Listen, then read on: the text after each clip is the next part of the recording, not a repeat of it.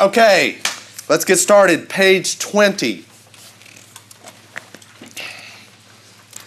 What type of investor are you? We talked about if you need a calculator.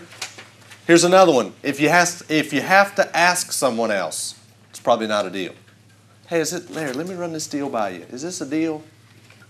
It's probably not a deal if you need to ask somebody. Okay? What can you do if you have excellent credit? You can bird dog. Does everybody know what a bird dog is? Okay. You can bird dog. You can assign contracts. That's how we make a lot of our money. Is we go and get a house under contract for $25,000 and we'll find you to buy it for $30,000. Okay? Hey, slow down. What's a bird dog? A bird dog is someone that goes out and finds a deal for you. They're out riding the neighborhoods, looking for vacant houses, looking them up. They're telling you about a deal. Hey, if I find a deal, will you pay me a $500 fee, or will you do this? Or they're deal finders, okay? It's a bird dog. Take pictures. We're going to talk about finding deals in a little bit, but actually, we have people that will bring us pictures of vacant houses, and we pay them $5 for a picture and an address. Okay? Make sure you get the address. Picture's no good without an address, right? Then we look them up, find out who owns the house, and contact them. Okay? You can assign contracts. We make a lot of our money assigning contracts. Sometimes bank-owned properties, they won't let you assign the contract. You have to physically close in your own name, which means write a check, pay the attorney fees, close it, pick up a check for what you just wrote for plus $5,000 to $10,000 minus closing cost, okay? Simultaneous close or back-to-back close, okay? Yes? Why not the assignment? Why is that a problem?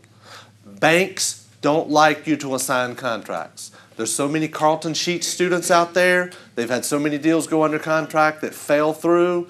They don't like getting involved in the deal like that, where a person's coming to them trying to buy a property, getting them all in the deal, getting it under contract, getting an inspection, and then 30 days later they're still trying to close. They can't close the deal because they have no money or whatever. But I'm telling you, if it's a deal, you can sell that deal if it's a deal. Okay? There's no problem finding a buyer if it's a deal. It takes us an average of 2 hours to sell our houses because they're deals. 70% of value, they're deals. Okay, you can wholesale. That's kind of the same as assigning contracts. There's a couple different ways to wholesale. Wholesale as is, or fix up and then wholesale. Okay? We wholesale most of ours as is. We'll get a deal under contract for $25,000. We'll sell it to another person for $30,000. Now, is it okay for us to make $5,000 if it's still a good deal for you? Mm-hmm. Is that okay? If you're in that deal after closing costs, purchase price, no. Joe says no. Purchase price, rehab, and closing cost, if you're in that deal at $70,000 and it's worth $100,000, was that okay for me to make $5,000? You could live a prosperous life and die and never know about that house unless I told you about it, right? Does that make sense? Okay. So there's nothing wrong. As long as the deal makes sense for you, okay? But keep your assignment fees and the amount of money you sell them to fair, okay? Don't use a fluffed up appraisal. Don't jack it up and try to get 90%.